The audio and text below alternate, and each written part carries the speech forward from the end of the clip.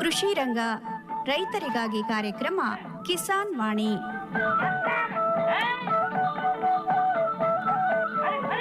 ಈ ಕಾರ್ಯಕ್ರಮದ ಪ್ರಾಯೋಜಕರು ಭಾರತ ಸರ್ಕಾರದ ಕೃಷಿ ಹಾಗೂ ರೈತರ ಕಲ್ಯಾಣ ಮಂತ್ರಾಲಯ.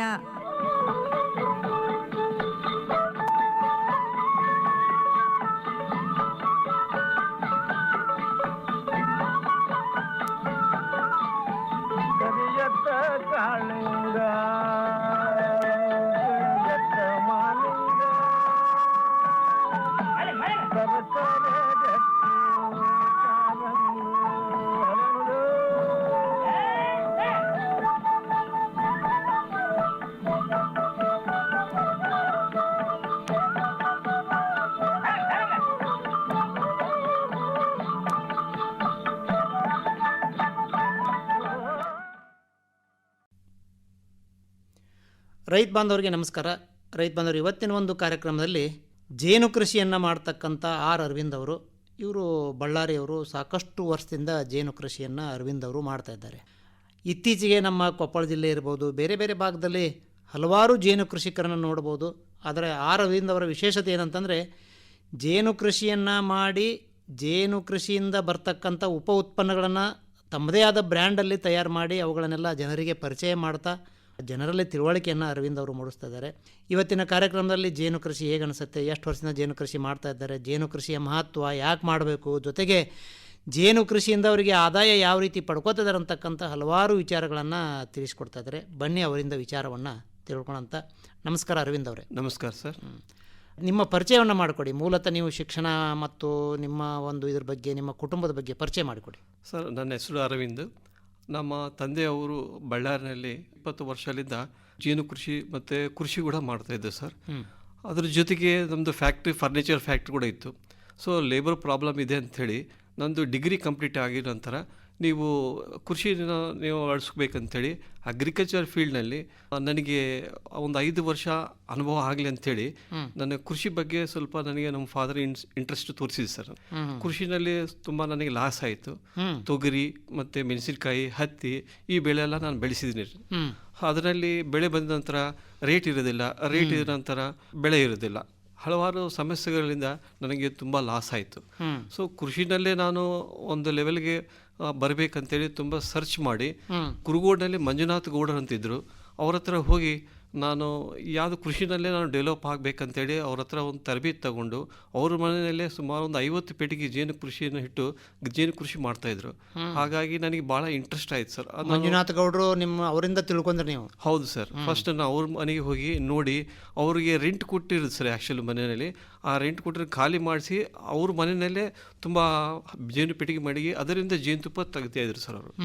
ಸೊ ಹಾಗಾಗಿ ಅವ್ರನ್ನ ಸುಮಾರು ಒಂದು ದಿವಸ ಅವ್ರ ಮನೆಯಲ್ಲೇ ಕಲಿದು ಅದರಲ್ಲಿ ಯಾವ ಥರ ನಾವು ಜೇನು ಕೃಷಿ ಮಾಡಬೇಕು, ಅದರ ಲಾಭ ಏನು, ಜೇನುತುಪ್ಪ ಯಾವ ಥರ ಇರುತ್ತೆ, ಮಾರ್ಕೆಟಲ್ಲಿ ಯಾವ ಥರ ಇದೆ, ಮಾರಾಟ ಎಲ್ಲಿ ಮಾಡಬೇಕು ಅಂತೇಳಿ ಆ ಪ್ರಾಜೆಕ್ಟೆಲ್ಲ ನಾನು ತಿಳ್ಕೊಂಡು ಮತ್ತು ನಾನು ತೋಟಗಾರಿಕೆ ಇಲಾಖೆ ಹೋಗಿ ಅರ್ಜಿ ಕೊಟ್ಟು ನಾನು ಒಂದು 5 ಪೆಟ್ಟಿಗೆ ತೊಗೊಂಡ್ಬಂದು ಸಾಕಾಣಿಕೆ ಸ್ಟಾರ್ಟ್ ಮಾಡೀನಿ. ಅಂದರೆ ನಿಮಗೆ ಜೇನು ಕೃಷಿಯನ್ನು ಮಾಡಲಿಕ್ಕೆ ಪ್ರೇರಣೆ ಕೊಟ್ಟವರು ಮಂಜುನಾಥ್ ಗೌಡ್ರು, ಕುರುಗೋಡು ಮಂಜುನಾಥ್ ಗೌಡ್ರು ಅಂಥೇಳಿ ಅವ್ರು ನೋಡಿ ನಾನು ಸ್ಟಾರ್ಟ್ ಮಾಡೀನಿ ಸರ್. ನೀವು ಓದಿರೋದೇನು?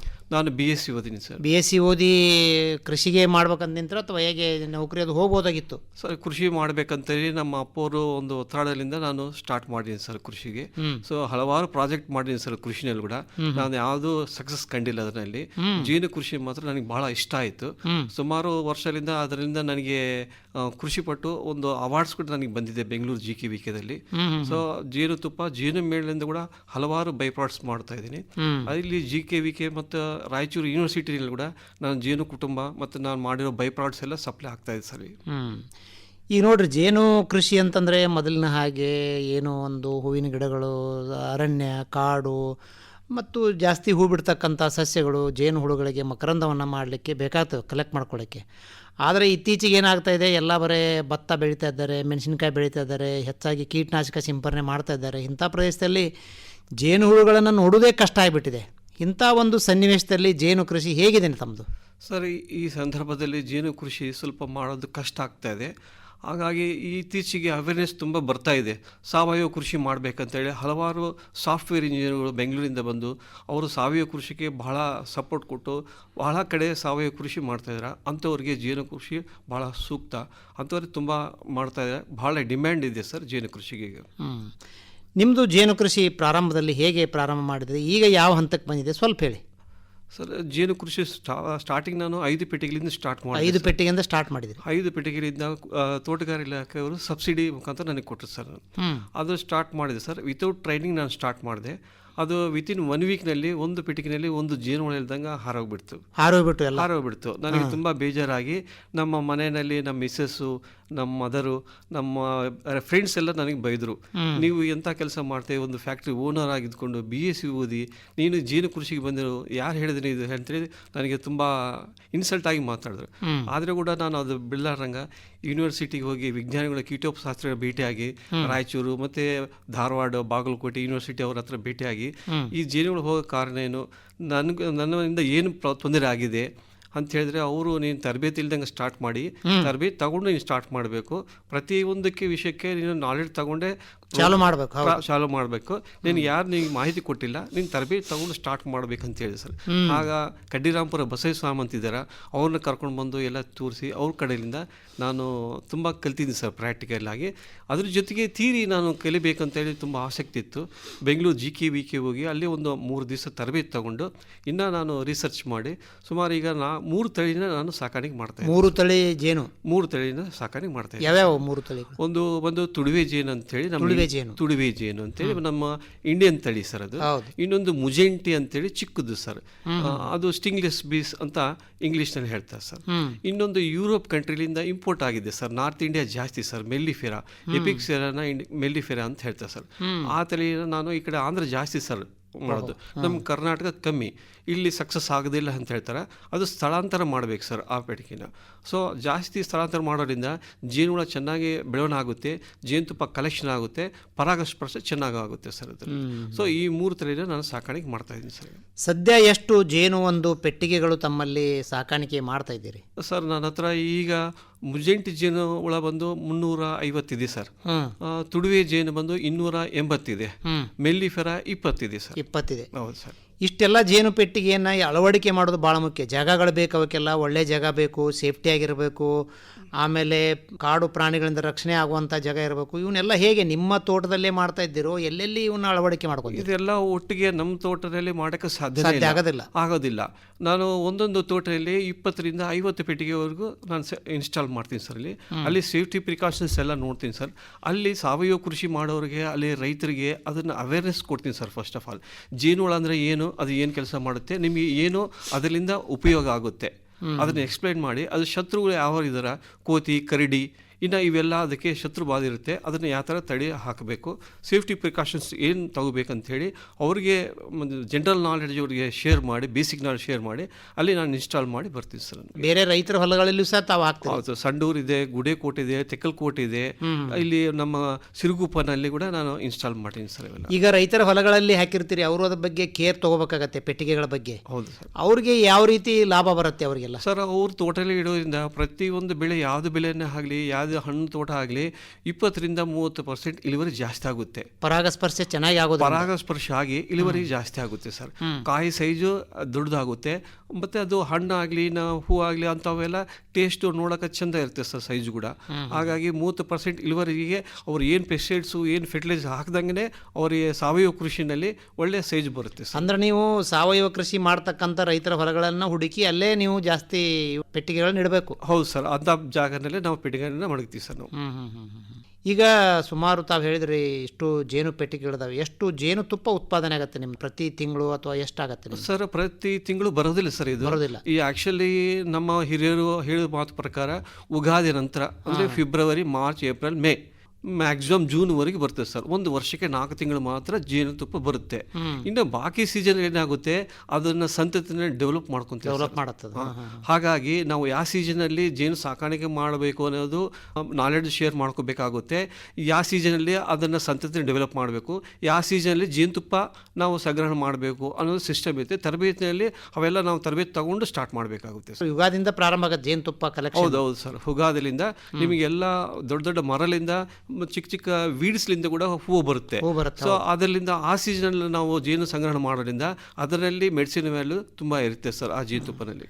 ಪ್ರತಿ ಯುಗಾದಿ ನಂತರ ಎಷ್ಟೆಷ್ಟಾಗತ್ತೆ ನಿಮ್ಮದು ಪ್ರತಿ ವರ್ಷನೂ? ಸರ್ ಒಂದು ಪೆಟ್ಟಿಗೆಯಲ್ಲಿ ಮಿನಿಮಮ್ ಅಂದರೆ 4 ರಿಂದ 6 kg ತುಡುವೆ ಜೇನುತುಪ್ಪನಲ್ಲಿ ಬರುತ್ತೆ ಸರ್.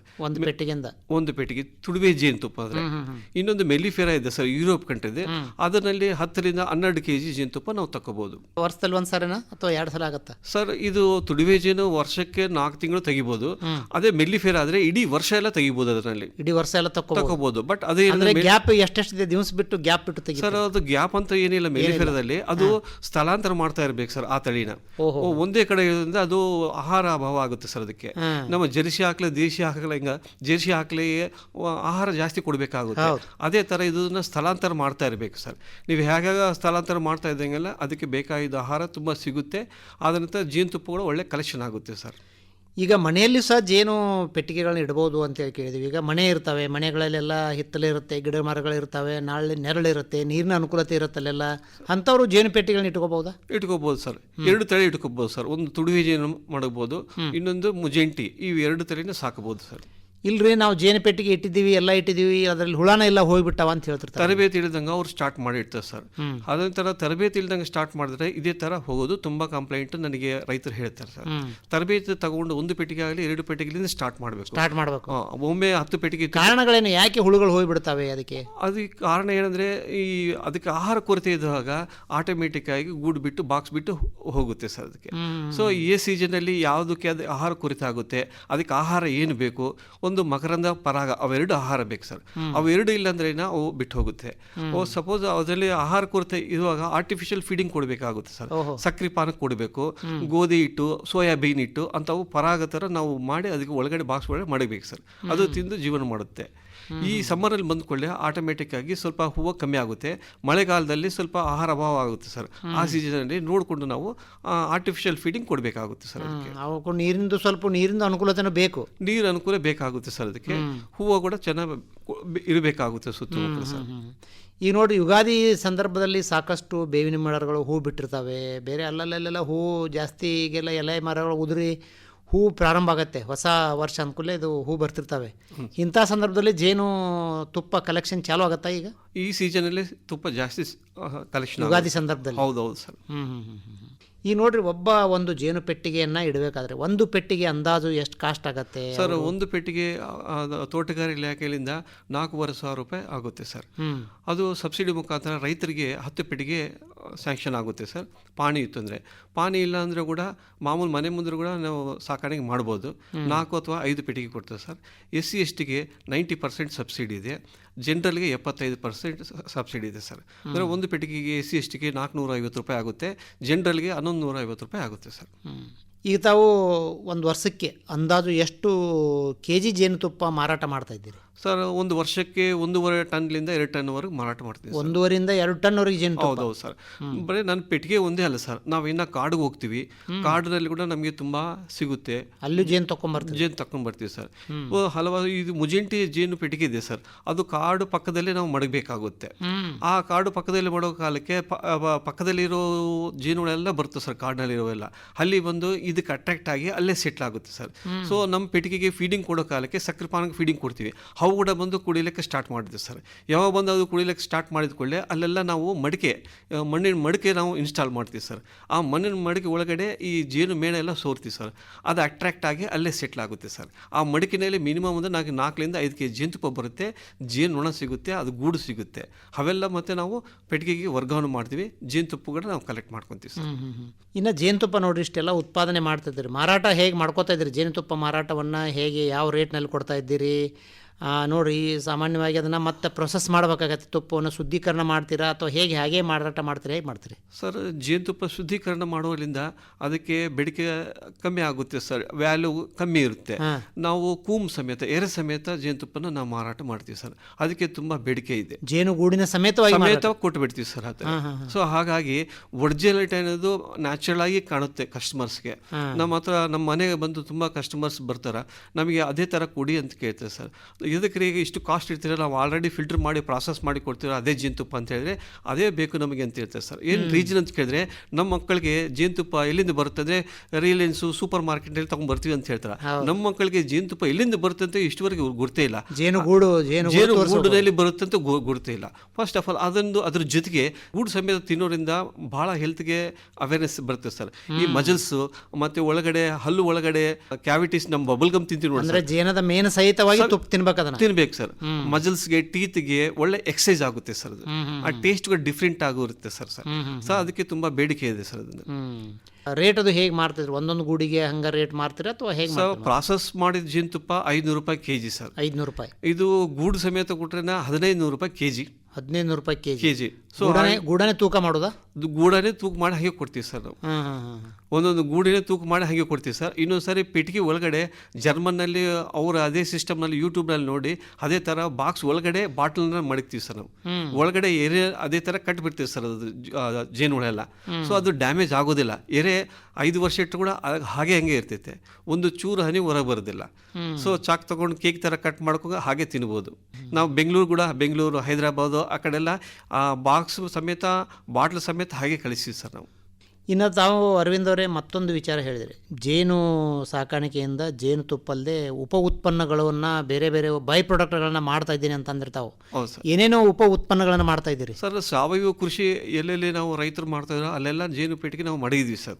ಸಪೋಸ್ ಪಪ್ಪಾಯಿ, ಅಂಜೂರು ನಮ್ಮ ಕಡೆ ತುಂಬ ಬೆಳಿತಾರೆ ಸರ್. ಇಲ್ಲಿ ಅವರು ಈ ಬಿಸಿಲಿಗೆ ಏನಾಗುತ್ತೆ, ಪಪ್ಪಾಯಿ ಗಿಡದಲ್ಲೇನೆ ಹಣ್ಣಾಗುತ್ತೆ, ಅವು ಮಾರ್ಕೆಟ್ಗೆ ಬರೋದಿಲ್ಲ. ಅಂಥವೆಲ್ಲ ವೇಸ್ಟ್ ಆಗಿ ತಗೊಂಡೋಗಿ ವೇಸ್ಟ್ ಆಗುತ್ತೆ ಅಂತೇಳಿ ಅವರು ತಿಪ್ಪಿಗೆ ಹಾಕಿಬಿಡ್ತಾರೆ. ಆ ಹಣ್ಣಾಗಿರೋವೆಲ್ಲ ನಾವು ಬಂದು ಪ್ರಾಸೆಸ್ ಮಾಡಿ ಅದನ್ನ ಜೆಲ್ ಮಾಡಿ ಅದರಲ್ಲಿ ಜೇನುತುಪ್ಪ ಮಿಕ್ಸ್ ಮಾಡ್ತೀವಿ ಸರ್. ಅದು ಪಪ್ಪಾಯಿ ಜಾಮ್ ಅಂತ ಅದ್ರ ಹೆಸರಿಟ್ಟು ನಾವು ಮಾರಾಟ ಮಾಡ್ತೀವಿ ಸರ್. ಆ ಪಪ್ಪಾಯಿ ಜಾಮ್ ತಿನ್ನೋದೇನಾಗುತ್ತೆ, ಈ ಡೆಂಗ್ಯೂ ಬಂದ ಮೇಲೆ ಪ್ಲೇಟ್ಲೆಟ್ ಕಮ್ಮಿ ಆಗುತ್ತೆ ಸರ್. ಬ್ಲಡ್ ಡೈಲಿ 1 ಚಮಚ ಅಥವಾ ವೀಕ್ಲಿ ಟ್ವೈಸ್ 2 ಸ್ಪೂನ್ಸ್ ತಗೊಳ್ಳೋದ್ರಿಂದ ಪ್ಲೇಟ್ಲೆಟ್ ಬ್ಯಾಲೆನ್ಸ್ ಆಗುತ್ತೆ ಸರ್. ನಮ್ಮ ಕುರುಗೋಡಿನಲ್ಲಿ ಬಳ್ಳಾರ ಹತ್ರ ಅಂಜೂರು ಜಾಸ್ತಿ ಬೆಳಿತಾರೆ ಸರ್. ಈ ಟೆಂಪರೇಚರ್ಗೆ ಹಣ್ಣು ಆಗಿಬಿಡ್ತದೆ ಸರ್, ಅದು ಮಾರ್ಕೆಟ್ಗೆ ಬರೋದಿಲ್ಲ. ಅವೆಲ್ಲ ನಮಗೆ ಕಮ್ಮಿ ರೇಟಲ್ಲಿ ಸಿಗುತ್ತೆ, 10 ರೂಪಾಯಿ 8 ರೂಪಾಯಿ ಆ ರೇಟ್ ಸಿಗುತ್ತೆ ಸರ್. ಅವೆಲ್ಲ ತಗೊಂಡ್ಬಂದು ನಾವು ಪ್ರಾಸೆಸ್ ಮಾಡಿ ಜೇನುತುಪ್ಪ ಮಿಕ್ಸ್ ಮಾಡಿ ಅಂಜೂರು ಜಾಮ್ ಅಂತ ನಾವು ಅದನ್ನು ಮಾರಾಟ ಮಾಡ್ತೀವಿ ಸರ್. ಸಕ್ಕರೆ ಹಾಕೋ ಬದಲು ನಾವು ಜೇನುತುಪ್ಪ ಮಿಕ್ಸ್ ಮಾಡ್ತೀವಿ ಸರ್. ಅದರಿಂದ ಬ್ಲಡ್ ಇಂಪ್ರೂವ್ ಆಗುತ್ತೆ ಸರ್. ಸೊ ಹಾಗಾಗಿ ನಮಗೆ ಸಾವಯವ ಕೃಷಿ ಯಾರು ಮಾಡ್ತಾರ ಅವ್ರ ಹತ್ರ ಏನು ಗಿಡದಲ್ಲೇ ಹಣ್ಣು ಆಗುತ್ತೆ, ಮರದಲ್ಲೇ ಹಣ್ಣು ಆಗೋರು ಎಲ್ಲ ತಗೊಂಡು ಜೇನುತುಪ್ಪ ಮಿಕ್ಸ್ ಮಾಡಿ ಅದರಿಂದ ಬೈ ಪ್ರಾಡಕ್ಟ್ ಮಾಡ್ತೀವಿ ಸರ್. ಕಿಸಾನ್ ಜಾಮ್ ಅಂತ ಹೇಳ್ತಾರೆ, ಅದರ ಎಲ್ಲ ಫ್ಲೇವರ್ ಇರ್ತೈತೆ ಮಿನಃ ಯಾವ ಫ್ರೂಟ್ಸ್ ಇರೋದಿಲ್ಲ. ಸೊ ನಮ್ದು ಯಾವ್ದು ಬೇಕೋ ಆ ಫ್ರೂಟ್ ಸಪ್ರೇಟ್ ಆಗಿರ್ತೈತೆ, ಒಳ್ಳೆ ಟೇಸ್ಟ್ ಇರ್ತೈತೆ, ಒಳ್ಳೆ ಮೆಡಿಸಿನ್ ವ್ಯಾಲ್ಯೂ ಇರ್ತೈತೆ ಸರ್. ಮತ್ತು ಜೇನು ಮೇನ ಬರುತ್ತಲ್ಲ, ಮೇನದಿಂದ ಏನಾರು ಮಾಡ್ತಾರೆ? ಜೇನು ಮೇಣ್ಲಿಂದ ಜೆಂಡು bomb, ವ್ಯಾಸ್ಲಿನು, lip bomb, shoe polish, wood polish, ಸ್ವಲ್ಪ ಕ್ರೀಮ್ಸ್ ಎಲ್ಲ ನಾವು ಮಾಡಿದ್ವಿ ಸರ್. ಆಯುರ್ವೇದಿಕ್ ಡಾಕ್ಟರ್ಸ್ ಎಲ್ಲ ತಗೊಂತಾರೆ ಸರ್. ಆದಮೇಲೆ ಈ ಡೆಂಟಲ್ ಡಾಕ್ಟರ್ಸ್ ಆರ್ಥರೈಡ್ಸ್ಗೆ ಈ ಬೋನ್ಸ್ ಕ್ರ್ಯಾಕ್ಸ್ ಎಲ್ಲ ಮೋಲ್ಡಿಂಗ್ಸ್ ಎಲ್ಲ ತಗೊಂತಾರೆ ಸರ್ ಈ ಜೇನು ಮೇಣದಿಂದ. ಹೇಗೆ ಈಗ ನೋಡಿ, ಜೇನುತುಪ್ಪ ಮತ್ತು ಜೇನು ಮೇಣದಿಂದ ಬರ್ತಕ್ಕಂಥ ಉಪ ಉತ್ಪನ್ನಗಳ ಮಾರಾಟದು ಹೇಗೆ ಆಗ್ತಾ ಇದೆ? ಚೆನ್ನಾಗಿ ಬೇಡಿಕೆ ಇದೆಯಾ ಸರ್? ಇದು ಮಾರ್ಕೆಟಲ್ಲಿ ಸಿಗೋದೆಲ್ಲ ಪ್ಯಾರಾಫಿನ್ ವ್ಯಾಕ್ಸು ಎಲ್ಲ ಕೆಮಿಕಲ್. ಬಟ್ ಇದು ನಂದು ನ್ಯಾಚುರಲ್ ಯಾರೂ ಇದನ್ನು ಮಾಡ್ತಾ ಇಲ್ಲ. ಮಾರ್ಕೆಟ್ನಲ್ಲಿ ಕೂಡ ಯಾರು ಅದಕ್ಕೆ ಅವೇರ್ನೆಸ್ ಇಲ್ಲ ಸರ್ ಫಸ್ಟ್ ಆಫ್ ಆಲ್.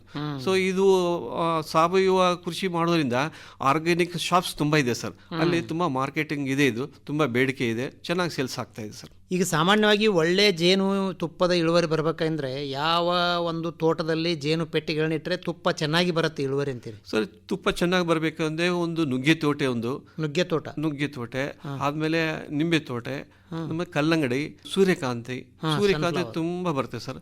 ತೊಗರಿ, ಮಾವಿಗೆ ಬಹಳ ಚೆನ್ನಾಗಿರುತ್ತೆ ಸರ್. ಆ ಟೇಸ್ಟು ಡಿಫ್ರೆಂಟ್ ಆಗಿರುತ್ತೆ.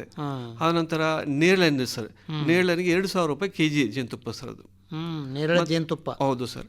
ಅನಂತರ ಇದು ಅಡಿಕೆ ಸೇಮ್ ಅಡಿಕೆ ಸ್ಮೆಲ್ ಇರುತ್ತೆ ಸರ್. ಅದು ಭಾರಿ ಟೇಸ್ಟ್ ಇರ್ತೈತೆ, ಅದು ಕೂಡ ಒಳ್ಳೆ ಡಿಮ್ಯಾಂಡ್ ಇದೆ ಸರ್. ಈ ನೋಡಿ, ನಿಮ್ಮ ಕೆಲವೊಂದು ಕಡೆ ಹೂವಿನ ಬೇಸಾಯ ಜಾಸ್ತಿ ಮಾಡ್ತಾರೆ, ಮಲ್ಲಿಗೆ ಬೆಳೀತಾರೆ, ಕನಕಾಂಬರ ಹೂ ಬೆಳೀತಿರ್ತಾರೆ, ಹೂವಿನ ತೋಟಗಳು ಭಾಳಷ್ಟು ಇದಾವೆ. ಮಲ್ಲಿಗೆ ಹೂವು ಅಲ್ಲೆಲ್ಲ ಬೆಳೆಯಲ್ಲಿ ಅಲ್ಲಿ ಜೇನು ಪೆಟ್ಟಿಗೆ ಇಟ್ಟರೆ ಯಾವ ರೀತಿ ಜೇನುತುಪ್ಪ ಬರುತ್ತೆ? ಸರ್ ಸುಗಂಧಿ ರಾಜ ಅಂತ ಇದೆ ಸರ್. ಹಾ. ಆ ಸುಗಂಧಿ ರಾಜ್ಗೆ ಹೆಜ್ಜೇನು ಬರ್ತವೆ ಸರ್. ಹೆಜ್ಜೇನು? ಹೆಣ್ಮಕ್ಳು ಬೆಳಿಗ್ಗೆ ಹೊತ್ತು ಹೋಗಿ ಅದು ತೆಗಿಬೇಕಂದ್ರೆ ಕೂಡ ಬಹಳ ಕಷ್ಟ ಆಗುತ್ತೆ ಸರ್ ಅವ್ರಿಗೆ. ಹಾಗಾಗಿ ನಾವು ಸುಗಂಧಿ ರಾಜ ತೋಟದಲ್ಲಿ ಮಡಗೋದ್ರಿಂದ ನೀವು ಆಲ್ರೆಡಿ ನೀವು ಫ್ಲವರ್ ಶಾಪ್ ಹತ್ರ ಹೋದ್ರಿನ ಹೆಜ್ಜೆನೆಲ್ಲ ಬಂದು ಕೂಡ್ತಾ ಇರ್ತದೆ ಸರ್. ಹೌದು, ಜೇನು ಬರ್ತಿರ್ತಾವಲ್ಲ. ಸೊ ಆ ತೋಟ ಇರೋದ್ರಿಂದ ನಿಮಗೆ ಮಕರಂದ ತುಂಬ ಸಿಗುತ್ತೆ ಸರ್ ಜೇನುಳಕ್ಕೆ. ಸೊ ಆ ತೋಟದಲ್ಲಿ ಮಡಗ್ಬೋದು ಸರ್. ಅಂದರೆ ಈಗ ಸಾಮಾನ್ಯವಾಗಿ ರೈತರು ಬೆಳೀತಕ್ಕಂಥ ಸೌತೆ ಬೆಳೀತಿರ್ತಾರೆ, ಕೆಲವೊಂದು ವೆಜಿಟೇಬಲ್ಸ್ ಬೆಳೀತಾರೆ, ಅಂಥ ತೋಟದಲ್ಲಿ ಇಡ್ಬೋದಲ್ಲ? ಇಳುವರಿ ಜಾಸ್ತಿ ರಾಸಾಯನಿಕ ಮಣ್ಣ ಸಿಂಪರಣೆ ಮಾಡಬಾರ್ದಲ್ಲಿ? ಮಾಡಬಾರ್ದು ಸರ್. ರಸಾಯನ ಸಿಂಪರಣೆ ಮಾಡೋದ್ರಿಂದ ಇದಕ್ಕೆ ಎಫೆಕ್ಟ್ ಆಗಿ ಅಲ್ಲೇ ಸತ್ತೋಗ್ಬಿಡ್ತದೆ ಸರ್. ರಸಾಯನ ಸಿಂಪರಣೆ ಮಾಡಬೇಕಂದ್ರೆ ಒಂದು ದಿವಸ ಮುಂಚೆನೆ ಪೆಟ್ಟಿಗೆ ಹೊರಗೆ ಹೋದಂಗೆ ಕ್ಲೋಸ್ ಮಾಡಿ ಒಳಗಡೆ ಸಕ್ಕರೆ ಪಾನಕ ಕೊಟ್ಬಿಟ್ಟಿಗೆನ 24 hours ಹೊರಗೆ ಹೋದಂಗೆ ಅಲ್ಲೇ ಇರ್ತದೆ ಸರ್. ಈ ರಸಾಯನ ಸಿಂಪರಣೆ ಮಾಡಿದ ನಂತರ ಅದು ಪವರ್ ಕಮ್ಮಿ ಆಗಿದ ನಂತರ ಬಾಕ್ಸ್ ಓಪನ್ ಮಾಡೋದ್ರಿಂದ ಮತ್ತೆ ಪುನಃ ಬಂದು ಪರಾಗಸ್ಪರ್ಶ ಮಾಡಿ ಅದು ಬೇಕಾದ ಆಹಾರ ತಗೊಂಡು ಹೋಗುತ್ತೆ ಸರ್. ಅದು ಈಗ ನೋಡ್ರಿ, ಇಷ್ಟೆಲ್ಲ ಉಪ ಉತ್ಪನ್ನಗಳನ್ನು ಮಾಡಿ ಮಾರಾಟ ಮಾಡ್ತಾ ಇದ್ದೀರಿ. ಹೇಗೆ ತಾವು ನೂರಾರು ಪೆಟ್ಟಿಗೆಗಳನ್ನು ರೈತರ ಹೊಲಗಳಲ್ಲೆಲ್ಲ ಅಳವಡಿಸ್ಕೊಂಡಿದ್ದೀರಿ? ಆದಾಯ ಹೇಗೆ ಬರ್ತಾ ಇದೆ ಒಂದು ವರ್ಷಕ್ಕೆ? ತಮಗೆ ಆದಾಯ ಜೇನು ಕೃಷಿಯಿಂದ ಎಷ್ಟು ಆದಾಯ ಪಡ್ಕೋತಾ ಇದ್ದೀರಿ ಅಂದಾಜಾಗಿ? ಸರ್ ಅಂದಾಜು ಒಂದು ಪೆಟ್ಟಿಗೆ 4,500 ರೂಪಾಯಿ ಆಗುತ್ತೆ ಸರ್. ಒಂದು ಪೆಟ್ಟಿಗೆನಲ್ಲಿ ಒಂದು ವರ್ಷದಲ್ಲಿ ಬರೀ ಜೇನುಹುಳ ಮಾರಿದ್ರೆ ಮಿನಿಮಮ್ ಅಂದರೆ 10,000 ರೂಪಾಯಿ ಒಂದು ಪೆಟ್ಟಿಗೆನಲ್ಲಿ ಬರೀ ಜೇನುಹುಳದಿಂದ ಒಂದು ಪೆಟ್ಟಿಗೆಯಿಂದ 10,000. ಹೌದು ಸರ್. ಜೇನುಹುಳ ಮಾರಾಟ ಮಾಡಿದ್ರೆ 10,000 ರೂಪಾಯಿ ಬರುತ್ತೆ. ಅದು ಬಾಡಿಗೆ ಕೊಟ್ಟರೆ ಒಂದು ಪೆಟ್ಟಿಗೆಗೆ ಒಂದು ತಿಂಗಳಿಗೆ 1,000 ರೂಪಾಯಿ. 1,000 ರೂಪಾಯಿ ಎಷ್ಟು ತಿಂಗಳು ನೀವು ಬಾಡಿಗೆ ಕೊಡೋದ್ರಿಂದ ಅಷ್ಟು 1,000 ನಿಮಗೆ ಬರುತ್ತೆ. ಬಾಡಿಗೆ ಕೊಡ್ತಾರೆ ನಿಮಗೆ? ನಾನು ಜಾಸ್ತಿಗೆ ಬಾಡಿಗೆ ಸರ್ ಮಾರಾಟ ಕಮ್ಮಿ ಮಾಡಿದ್ದೀನಿ. ನಾನು ಬಾಡಿಗೆ ಕೊಟ್ಬಿಡ್ತೀರಿ? ಬಾಡಿಗೆ ಜಾಸ್ತಿ ಕೊಡೋದು ಸರ್. ಮಾರಾಟ ಮಾಡೋದ್ರಿಂದ ನಮಗೆ ಲಾಸ್ ಆಗ್ತಾ ಇದೆ. ಇದಕ್ಕಾಗಿ ಅವರು ಕೀಟನಾಶಕ ಸಿಂಪಡಣೆ ಮಾಡ್ತಾರೆ, ಅವ್ರು ಪ್ರಿಕಾಷನ್ಸ್ ತಗೋದಿಲ್ಲ. ನಾವು ಪೆಟ್ಟಿಗೆ ಮಾರಾಟ ಮಾಡೋಕ್ಕಿಂತ ರೆಂಟ್ ಕೊಡೋದ್ರಿಂದ 5,000 ರೂಪಾಯಿ ಅವ್ರಿಗೆ ತಗೊತೀವಿ. ಉಳಿದ ಸಮೇತ ನಮಗೆ ರಿಟರ್ನ್ ಕೊಟ್ರಾಗಿನ ಅವ್ರಿಗೆ 5,000 ರೂಪಾಯಿ ಕೊಡೋದು. ಇಲ್ಲಾಂದ್ರೆ ಟೋಟಲ್ ಅದು ಕಟ್ ಮಾಡ್ಕೊತೀವಿ ಸರ್. ಹುಳ ಬಾಕ್ಸ್ ನೀಟಾಗಿ ನಾವು ತಗೊಂಬಂದ್ರೆ 1,000 ರೂಪಾಯಿ ನಾವು ಕಟ್ ಮಾಡ್ಕೊಂಡು 4,000 ರೂಪಾಯಿ ಅವ್ರು ರಿಟರ್ನ್ ಕೊಡ್ತೀವಿ ಸರ್. ಅಲ್ಲಿ ಅವ್ರಿಗೆ ಪರಾಗಸ್ಪರ್ಶ ಆಗುತ್ತೆ. ಅಮೌಂಟ್ ನಮಗೆ ಫುಲ್ ಅಮೌಂಟ್ ಪೇ ಮಾಡೋದ್ರಿಂದ ಅವ್ರು ಏನಾಗುತ್ತೆ ಅದನ್ನ ಇಂಟ್ರೆಸ್ಟ್ ತಗೊಂತಾರೆ ಸರ್ ಬಾಕ್ಸ್ ಬಗ್ಗೆ. ಸೊ ಹಾಗಾಗಿ ನಮಗೆ ಜೇನುಹುಳಕ್ಕೆ ಆಹಾರ ಸಿಗುತ್ತೆ, ಅಲ್ಲಿ ಪರಾಗಸ್ಪರ್ಶ ಆಗುತ್ತೆ, ಇಳುವರಿ ಜಾಸ್ತಿ ಆಗುತ್ತೆ. ಅವರಿಗೆ ಬರೋದು ಲಾಭ ಅಂತಂದ್ರೆ 20-30% ಇಳುವರಿ ಜಾಸ್ತಿ ಆಗುತ್ತೆ. ಅದು ಕಾಣಿಸ್ತದ ಅವ್ರಿಗೆ ಇಳುವರಿ ಬಂದಿದ್ದು. ನೋಡಿ ಸರ್, ಈಗ ಆಲ್ಮೇಲೆ ಕರ್ನೂಲ್ ಡಿಸ್ಟ್ರಿಕ್ಟ್, ಆದೋನಿ, ಕರ್ನೂಲು ಮತ್ತೆ ಈ ಕಡೆಗೆ ಅನಂತಪುರ ಡಿಸ್ಟ್ರಿಕ್ಟ್ ಈರುಳ್ಳಿ ಬೀಜಕ್ಕೆ ಹಾಕ್ತಾರೆ ಸರ್. ಅವ್ರಿಗೆ ಅರ್ಧ ಎಕರೆ 1/4 ಎಕರೆ 20 ಗುಂಟೆ ಹಿಂಗೆ ಆಗ್ತದೆ ಸರ್. ಅವ್ರಿಗೆ ಹೂವು ಬರೋ ಟೈಮ್ನಲ್ಲಿ ಪರಾಗಸ್ಪರ್ಶ ಆಗಬೇಕು. ಪರಾಗಸ್ಪರ್ಶ ಆಗಿಲ್ಲ ಅಂದ್ರೆ ಹೂವು ಡ್ರೈ ಆಗುತ್ತೆ, ಬೀಜನೇ ಬರೋದಿಲ್ಲ. ಪ್ರತಿ ವರ್ಷ ತಗೊಂತ ಸರ್. 20 ವರ್ಷ ಆಯ್ತು ನಾನು ತಗೊಳಕ್ಕೆ. ಹೌದು ಸರ್, ಡಿಪಾರ್ಟ್ಮೆಂಟೇ ಖರೀದಿ ಮಾಡುತ್ತೆ. ಅದು ಮಾವು ಕೂಡ ಅಷ್ಟೇ ಸರ್. ಗಾಳಿ ಜಾಸ್ತಿ ಬಂತಂತ ಹೋಗುತ್ತೆ, ಬೆಳೆಯುತ್ತೆ. ಬಿಸಿಲು ಜಾಸ್ತಿ ಆದ ನಂತರ ಕೂಡ ಹೋಗುತ್ತೆ ಸರ್. ಈ ಜೇನುಹುಳ, ಈ ಮುಜಿಂಟಿ ಜೇನುಹುಳ ಅಂತ ಬಹಳ ಚಿಕ್ಕ ಸರ್. ಇದು ಇವು ಒಳ್ಳೆಯ ಪರಾಗಸ್ಪರ್ಶ ಮಾಡುತ್ತೆ ಸರ್. ಇದನ್ನು ರೈತರು ತುಂಬ ಅವ್ರಿಗೆ ಏನಾಗಿದೆ 15 ದಿವಸ 1 ತಿಂಗಳವರೆಗೆ ಸಾಕು ಸರ್. ಅನಂತರ ಅವ್ರು ಮತ್ತೆ ನಮಗೆ ರಿಟರ್ನ್ ತಗೊಂಬಂದು ಕೊಡ್ತಾರೆ ಸರ್. ಒಂದು ವರ್ಷದಲ್ಲಿ ತಾವು ಸುಮಾರು ಒಂದು 5-6 ಲಕ್ಷ ರೂಪಾಯಿ ಇನ್ಕಮ್ ಜನರೇಟ್ ಮಾಡ್ತಾ ಇದ್ದೀರಾ ಜೇನು ಕೃಷಿ? ಬರುತ್ತೆ ಸರ್, ಇನ್ನೂ ಜಾಸ್ತಿನೇ ಬರುತ್ತೆ. ಹೇಗೆ ಇದು ನಿರ್ವಹಣೆ ಅದು ಹೇಗೆ ಮಾಡೋದು? ನೀವೆಲ್ಲ ಇಷ್ಟೆಲ್ಲ ಪೆಟ್ಟಿಗೆಗಳನ್ನ ಬಾಡಿಗೆ ಕೊಟ್ಟಿರ್ತೀರಿ, ಅದನ್ನೆಲ್ಲ ನೋಡ್ಕೊಳ್ಳಿಕ್ಕೆ ಹೋಗ್ಲಿಕ್ಕೆ ಬರಲಿಕ್ಕೆ ಅವೆಲ್ಲ ಯಾರು ನಿರ್ವಹಣೆ ಮಾಡ್ತಾರೆ ಸರ್? ಇದರಲ್ಲಿ ಒಂದು 2 ತಲೆ ಕಂಪಲ್ಸರಿ ನಿರ್ವಹಣೆ ಬೇಕು. ನಮ್ಮ ಲೇಬರ್ಸ್ ಇದಾರೆ. ಇನ್ನೊಂದು ತಲೆ ಜೀರೋ ಮೇಂಟೆನೆನ್ಸ್, ಏದು ತರಬೇತಿ ಬೇಕಾಗಿಲ್ಲ, ಯಾವ ಶತ್ರುಬಾಧೆ ಇಲ್ಲ, ಯಾವುದು ಟೆನ್ಷನ್ ಇಲ್ಲ. ಇಲ್ಲಿಂದ ಒಂದು 20 ಪೆಟ್ಟಿಗೆ ಒಂದು ಬಸ್ನಲ್ಲಿ ತಗೊಂಡು ಹೋಗ್ಬೋದು, ಮತ್ತೆ ಅಲ್ಲಿಂದ ಪುನಃ ತಗೊಂಡು ಬಂದು ನಮ್ಮ ಮಡಗ್ಬೋದು. ಅದು ಶತ್ರುಬಾಧೆನೇ ಇಲ್ಲ, ಜೀರೋ ಮೇಂಟೆನೆನ್ಸ್. ಈಗ ಮೆಣಸಿನ ತೋಟ ಬರ್ತಾವಲ್ಲ, ಮೆಣಸಿನ ತೋಟದಲ್ಲಿ ಇಡ್ಬೋದಾ? ಮೆಣಸಿನಕಾಯಿ ಬೆಳೆಯುವಂತ ಸರ್ ಪ್ರತಿಯೊಂದು ತೋಟದಲ್ಲಿ ಮಡಗಬಹುದು ಸರ್. ಇದು ಸಮಸ್ಯೆ ಏನಂದ್ರೆ ಕೀಟನಾಶಕ ಸ್ಪ್ರೇ ಪ್ರಿಕಾಷನ್ ತಗೋಬೇಕು ಸರ್. ಇತ್ತೀಚೆಗೆ ನಾನು ಒಂದು 2 ವರ್ಷದಿಂದ ತುಂಬಾ ಸ್ಟಾಪ್ ಮಾಡಿದ್ದೀನಿ ಸರ್. ಇತ್ತೀಚೆಗೆ ಏನಾಗಿದೆ, ಪೆಸ್ಟಿಸೈಡ್ ಸಿಂಪಡಣೆ ಮಾಡಬೇಕಾದ್ರೆ ಗನ್ ಪಂಪ್ ಸ್ಪ್ರೇ ಮಾಡ್ತಾರೆ. ಇತ್ತೀಚೆಗೆ ಡ್ರೋನ್ ಬಂದಿದೆ ಸರ್. ಡ್ರೋನ್ಲಿಂದ ಒಂದು ದಿವಸಕ್ಕೆ 40-50 ಎಕರೆ ಸ್ಪ್ರೇ ಮಾಡ್ತಾರೆ. ಆಗ ನೋಡ್ತಾ ಇದ್ದಂಗೆ ನಮ್ಮ ಪೆಟ್ಟಿಗೆಲಿಂದ ಹೊರ ಹೋಗಿದ್ದು ಜೇನುಹುಳ ಪುನಃ ನಮ್ಮ ಪೆಟ್ಟಿಗೆ ಬರ್ತಾ ಇಲ್ಲ. ಹಾಗಾಗಿ ಅದನ್ನ ಈ ಮೆಲ್ಲಿಫೆರಾ ತುಳುವೆ ಜೇನ ಸ್ವಲ್ಪ ಕಮ್ಮಿ ಮಾಡಿ ಅದನ್ನ ಮುಜಿಂಟಿ ಜೇನುಹುಳ ಸಾಕಾಣೆ ಮಾಡ್ತೇವೆ ಸರ್. ಇದು 500 ಫೀಟ್ಗಿಂತ ಜಾಸ್ತಿ ಹೋಗೋದಿಲ್ಲ ಸರ್, ಒಂದು 500 ಮೀಟರ್ಗಿಂತ ಜಾಸ್ತಿ ಹೋಗೋದಿಲ್ಲ. ಹಾಗಾಗಿ ಅವ್ರ ಹೊಲದಲ್ಲೇ ಪರಾಗಸ್ಪರ್ಶ ಆಗುತ್ತೆ, ಪಕ್ಕ ಹೊಲದಲ್ಲಿ ಹೋಗೋದಿಲ್ಲ. ಇವು ಬೇರೆ ತಳಿ ಎಲ್ಲ ಮಿನಿಮಮ್ 2-3 ಕಿಲೋಮೀಟರ್ ವರೆಗೆ ಹೋಗುತ್ತೆ ಸರ್. ಹಾಗಾಗಿ ಅಲ್ಲಿ ಸಿಂಪಡಣೆ ಮಾಡೋದ್ರಿಂದ ಅಲ್ಲಿ ಆಹಾರ ತಗೊಂಡು ಅಲ್ಲೇ ಸುತ್ತೋಗುತ್ತೆ. ಇಲ್ಲ ಅಲ್ಲಿ ಆಹಾರ ತಗೊಂಡ್ಬಂದು ಮರಿಗೆಲ್ಲ ತಿನ್ನಿಸಿ ಮರಿ ಕೂಡ ಸಾಯಿಸ್ಬಿಡ್ತೇವೆ ಸರ್. ಹೇಗೆ ಅರವಿಂದ್ ಅವರು, ತಾವು ಇಷ್ಟೆಲ್ಲ ವರ್ಷದಿಂದ ಜೇನು ಕೃಷಿಯನ್ನು ಮಾಡ್ತಾ ಇದ್ದಾರೆ, ನಿಮ್ಮಲ್ಲಿ ಯಾರಾದರೂ ತರಬೇತಿ ರೈತರು ಪಡ್ಕೊಂಡು ಅವರೂ ಸಹ ಸ್ವಂತ ಜೇನು ಕೃಷಿಯನ್ನು ಮಾಡಲಿಕ್ಕೆ ಮುಂದಾಗಿದ್ದಾರಾ? ಸರ್ ತುಂಬ ಜನಕ್ಕೆ ನಾನು ತರಬೇತಿ ಕೊಟ್ಟಿದ್ದೀನಿ ಸರ್. ಇದು ಅಷ್ಟು ಈಸಿ ಅಲ್ಲ, ಯಾಕಂದರೆ ಎಲ್ಲ ಟೈಮ್ ಇದಕ್ಕೆ ಸ್ಪೆಂಡ್ ಮಾಡಬೇಕಾಗುತ್ತೆ. ನಾನು ಜೇನು ಕೃಷಿ ಜೊತೆಗೆ ವ್ಯವಸಾಯ ಮಾಡ್ತೀನಿ, ಕೃಷಿ ಮಾಡ್ತೀನಿ, ಅವು ಮಾಡ್ತೀನಿ ಅಂದರೆ ಆಗೋದಿಲ್ಲ. ಫುಲ್ ಟೈಮ್ ಸ್ಪೆಂಡ್ ಮಾಡಿದ್ರೆ ಮಾತ್ರ ಇದರಲ್ಲಿ ಯಶಸ್ವಿ ಆಗೋಕ್ಕೆ ಸಾಧ್ಯತೆ ಇದೆ. ಅಂದ್ರೆ ನಿಮ್ದು ಅದಕ್ಕೆ ಫುಲ್ ಟೈಮ್ ಸ್ಪೇರ್ ಮಾಡ್ತೀರಿ ನೀವು ಹೌದು, ಜೇನು ಇನ್ನು ಕೃಷಿಗೆನೆ? ಹೌದು ಸರ್. ಬೇರೆ ಏನು ಉದ್ಯೋಗ ಏನಿಲ್ಲ, ಬೇರೆ ಯಾವುದಿಲ್ಲ. ಬೆಳಿಗ್ಗೆಯಿಂದ ಸಂಜೆವರೆಗೆ ಅದೇ ಬಿಸ್ನೆಸ್ ಬಿಟ್ಟರೆ ಇನ್ನು ಬೇರೆ ನನಗೇನು ಗೊತ್ತಿಲ್ಲ ಅದ್ರ ಬಗ್ಗೆ. ಈಗ ಜೇನುತುಪ್ಪ, ಜೇನು ಬೈ ಪ್ರಾಡಕ್ಟ್ಗಳನ್ನು ಮಾರಲಿಕ್ಕೆಲ್ಲ ಮಾರಾಟ ಮಾಡಲಿಕ್ಕೆ ತಾವು ಏನಾದರೂ ಒಂದು ಅಂಗಡಿ ಇಟ್ಕೊಂಡಿರಾ ಅಥವಾ ಹಾಗೆ ಆನ್ಲೈನ್ ಕಳಿಸ್ತೀರಾ ಅಥವಾ ಹೇಗೆ ಮಾಡ್ತೀರಿ? ವಾಟ್ಸಪ್ ಗ್ರೂಪ್ಗಳು ಮಾಡ್ಕೊಂಡಿರಾ? ಎಲ್ಲ ಹೋಲ್ಸೇಲ್ನಲ್ಲೇ ನಮ್ಮ ಮನೆಗೆ ಬಂದು ತಗೊಂಡೋಗ್ಬಿಡ್ತಾರೆ ಸರ್ ಗ್ರಾಹಕರೆಲ್ಲ. ಮನೆಗೆ ಬಂದು ಹೋಯ್ತಾರೆ? ಹೌದು ಸರ್. ವಂಶ ಪಾರಂಪರ ವೈದ್ಯರಿಲ್ಲ, ಅವರೆಲ್ಲ ಹತ್ರ ಬಂದು ನನ್ನ ಹತ್ರ ಹೋಲ್ಸೇಲ್ ತಗೊಂಡೋಗ್ಬಿಡ್ತಾರೆ ಸರ್. ತಗೊಂಡೋಗ್ಬಿಡ್ತಾರೆ. ಆಯುರ್ವೇದ ಡಾಕ್ಟರ್ಸು ಅವರೆಲ್ಲ? ಹೌದು ಸರ್. ನಮ್ಮ ಬಳ್ಳಾರಿಯಲ್ಲಿ ತಾರನಾಥ ಆಯುರ್ವೇದಿಕ್ ಹಾಸ್ಪಿಟಲ್ ಇದೆ. ಕ್ರಾನಿಕ್ ಡಿಸೀಸ್ಗೆ, ಶುಗರ್ ಕಾಯಿಲೆ ಇದ್ದವ್ರಿಗೆ, ಕಿಡ್ನಿ ಫೇಲ್ಯೂರು, ಪ್ಯಾರಾಸ್ಟ್ರೋಕ್ಗೆ ನನ್ನ ಜೇನುತುಪ್ಪಲಿಂದ ಮೆಡಿಸಿನ್ ಆಗುತ್ತೆ ಸರ್. ಸೊ ಪ್ಯೂರ್ ಸಿಗೋದಿಲ್ಲ, ಹಾಗಾಗಿ ನಮ್ಮ ಹತ್ರ ತಗೊಂಡು ಅವರು ಮೆಡಿಸಿನ್ ಮಾಡಿ ಅವ್ರಿಗೆ ಪೇಷಂಟ್ ಕೊಡ್ತಾರೆ ಸರ್. ಏನು ಹೇಳ್ತೀರಿ ಅರವಿಂದ್ ಅವರೇ? ಇತ್ತೀಚೆಗೆ ಜೇನು ಹುಳುಗಳು ಭಾಳಷ್ಟು ಕಡಿಮೆ ಆಗ್ತಾ ಇದ್ದಾವೆ, ಕೀಟನಾಶಕ ಸಿಂಪರಣೆ ಜಾಸ್ತಿ ಆಗ್ತಾ ಇದೆ. ಎಲ್ಲೋ ಒಂದು ಕಡೆ ನಾವು ಓದಿದೆ, ಎಲ್ಲಿ ಎಂದು ಜೇನು ಹುಳ ನಮ್ಮ ಪ್ರಕೃತಿಯಲ್ಲಿ ಜೇನು ಹುಳ ಮಾಯವಾಗುತ್ತೋ ಅಂದೇ ನಮ್ಮ ಪ್ರಕೃತಿಯು ಸಹ ಮಾಯವಾಗತ್ತೆ, ಪ್ರಕೃತಿ ನಮ್ಮ ಭೂಮಿ ಇರೋದಿಲ್ಲ ಅಂತಕ್ಕಂಥ ಮಾತು. ಜೇನು ಹುಳುಗಳ ರಕ್ಷಣೆಯನ್ನು ಮಾಡಬೇಕಾಗಿದೆ ನಾವೆಲ್ಲರೂ. ಹೇಗೆ ಮಾಡಬೇಕಾಗಿದೆ ಜೇನು ಹುಳುಗಳ ರಕ್ಷಣೆಯನ್ನು? ಯುರೋಪ್ ಕಂಟ್ರಿ ಆಲ್ಬರ್ಟ್ ಇನ್ಸ್ಟೆನ್ಸ್ ಅಂತೇಳಿ ಅವರು ನಮ್ಮ ಇಡೀ ಪ್ರಪಂಚಕ್ಕೆ ಹೇಳಿದ್ದಾರೆ ಸರ್, 4 ತಿಂಗಳ ಒಳಗಡೆ ಜೇನು ಸಂತತಿ ಇಲ್ಲಾಂದ್ರೆ ಮಾನವ ಪ್ರಾಣಿಗೆ ಯಾವ ಜೀವಿಗಾಗಿ ಆಹಾರ ಸಿಗೋದಿಲ್ಲ. ಅದು ನಾವು ತಿಳ್ಕೊಂಡು ನಾವು ಈ ಜೇನು ಸಂತತಿನ ಉಳಿಸ್ಬೇಕಂತೇಳಿ ನಾವು ಪ್ರಯತ್ನ ಪಡಬೇಕು ಸರ್. ಎಲ್ಲಿ ನೋಡಿದ್ರೆ ಕೂಡ ಕೀಟನಾಶಕ ಸಿಂಪಡಣೆ ಮಾಡೋದು, ಇಲ್ಲಿ ಜೇನು ಹುಳ ಕಂಡುಕೊಳ್ಳಿ ಮಿಠಾಗಿ ಜೇನುತುಪ್ಪ ಸಿಗುತ್ತೆ ಅಂಥೇಳಿ ಅದಕ್ಕೆ ಬೆಂಕಿ ಹಾಕೋದು, ಹೊಗೆ ಹಾಕೋದು, ಸಾಯಿಸೋದು, ಆ ಥರ ಮಾಡ್ತಾ ಇರೋದು ತುಂಬ ಜನ. ಆ ಥರ ಮಾಡಬಾರ್ದು. ಈ ಕೀಟನ ಸ್ವಲ್ಪ ನಾವು ಡೆವಲಪ್ ಮಾಡೋದ್ರಿಂದ ನಮಗೆ ಆಹಾರ ಚೆನ್ನಾಗಿ ಸಿಗುತ್ತೆ ಅಂಥೇಳಿ ಎಲ್ಲ ಕಡೆ ಇದ್ರ ಬಗ್ಗೆ ಅವೇರ್ನೆಸ್ ಕೊಡ್ತಾ ಇದ್ದೀವಿ ನಾವು. ಮೊನ್ನೆ ಕೂಡ ಬೆಂಗಳೂರಿನಲ್ಲಿ GK ವೀಕೆಂಡಲ್ಲಿ ನ್ಯಾಷನಲ್ ಬಿ ಬೋರ್ಡ್ ಅವ್ರದ್ದು ತುಂಬ ಕಾನ್ಫರೆನ್ಸ್ ನಡೆತು. ಎಲ್ಲ ನಮ್ಮ ಇಂಡಿಯಾದಿಂದ ಎಲ್ಲೆಲ್ಲಿ ಕೀಟೋಪಶಾಸ್ತ್ರಗಳೆಲ್ಲ ಬಂದು ಇದ್ರ ಬಗ್ಗೆ ಅವೇರ್ನೆಸ್ ಕೂಡ ಮಾಡಿದೆ ಸರ್. ಅದರಲ್ಲಿ ಕೂಡ ಒಳ್ಳೆ ಮಾಹಿತಿ ನಮಗೆ ಸಿಕ್ತು. ನಾವು ಕೂಡ ಒಂದು ಬಂಬಲ್ ಬಿ ಅಂತ ಒಂದು ಡೆವಲಪ್ ಮಾಡಬೇಕಂತ ನೋಡ್ತಾ ಇದ್ದೀವಿ ಸರ್. ಈ ಜೇನುಹುಳ ಏನು ಈ ಕೀಟ ಈ ಪರಾಗಸ್ಪರ್ಶ ಮಾಡುತ್ತಲ್ಲ ಸರ್, ಅದಕ್ಕಿಂತ 10% ಜಾಸ್ತಿ ಮಾಡುತ್ತೆ ಸರ್ ಬಂಬಲ್ ಬಿ ಅಂತೇಳಿ. ಇಲ್ಲಿ ಲೋಕಲ್ನಲ್ಲಿ ಅದು ಕಾರ್ಪೆಂಟರ್ ಬಿ ಅಂತ ಹೇಳ್ತಾರೆ ಸರ್. ಆ ತಲೆನ ಈಗ ಡೆವಲಪ್ ಮಾಡ್ಬೇಕಂತೆಲ್ಲ ನಾವು ನೋಡ್ತಾ ಇದ್ದೀವಿ ಸರ್. ಈಗ ನೋಡಿದ್ವಿ ಜೇನು ಕೃಷಿಯನ್ನು ಮಾಡೋರು ಅದಕ್ಕೇನು ಬೇಕಾಗಿಲ್ಲ ರೀ, ಮನೆಯಲ್ಲೇ ನೀವು ಜೇನು ಗೂಡುಗಳನ್ನ ಇಡಬಹುದು, ಮನೆಯಲ್ಲೇ ಪೆಟ್ಟಿಗೆಗಳನ್ನ ಇಡಬಹುದು ಅಂತ ಹೇಳ್ತಾರೆ. ಹೌದು ಸರ್, ಮನೆಯಲ್ಲೇ ಮಾಡಬಹುದು ಸರ್. ಈಗ ನಮ್ಮ ಮನೆಗೆ ಬಂದ್ರೆ ನಮ್ಮ ಮನೆ ಮುಂದೆ ಸುತ್ತಮುತ್ತಲ ನಮ್ಮ ಮನೆ ಒಳಗಡೆ, ನಮ್ಮ ಮನೆ ಗೋಡೆ ಒಳಗೆ, ಕಾಂಪೌಂಡ್ ಗೋಡೆ ಒಳಗಡೆ ಎಲ್ಲ ನೀವು ಕಾಣಬಹುದು. ಈ ಕೂಡ ಇದೆ, ಅಲ್ಲಿಯೂ ಸಹ ಜೇನುತುಪ್ಪ ಬರುತ್ತೆ, ಖಂಡಿತ ಬರುತ್ತೆ. ಈಗ ನಾವು ಜೇನು ನಮ್ಮ ಪೆಟ್ಟಿಗೆನಲ್ಲಿ ಸ್ವಲ್ಪ ಅಭಾವ ಆಗಿ ಸ್ವಲ್ಪ ಅದರಲ್ಲಿ ವೀಕ್ ಆಗಿ ಡೆತ್ ಆದ್ರೆನ ನಾವು ಹೋಗೋದು ಹಳೆ ಮನೆಯಲ್ಲೇ ಈ ಮುಜಿಂಟು ಜೇನು ಮಾಡ್ತಾರೆ, ಎಲ್ಲೆಲ್ಲಿ ಕ್ವಾರ್ಟರ್ಸು, ಗೋಡೆಗಳು, ಹಳೆ ಮನೆ ಅಂತನಲ್ಲಿ ಹೋಗಿ ಸಂಧಿ ಬಂದಿರ್ತಾವೆ, ಅವೆಲ್ಲ ಓಪನ್ ಮಾಡಿ ತೆಗೆದು ನಾವು ಪೆಟ್ಟಿಗೆ ವರ್ಗಾವಣೆ ಮಾಡೋದು, ಅದೇ ಕೆಲಸ ನಾವು ಮಾಡೋದು. ಈ ಬೇಸಿಗೆ ಬಂದ ಮೇಲೆ ಇದೇ ಕೆಲಸ ನಮಗೆ. ಸಾಕಷ್ಟು ಮಂದಿ ತರಬೇತಿನೂ ಆಗಿದೆ ನಿಮ್ಮಿಂದ? ಆಗಿದೆ ಸರ್.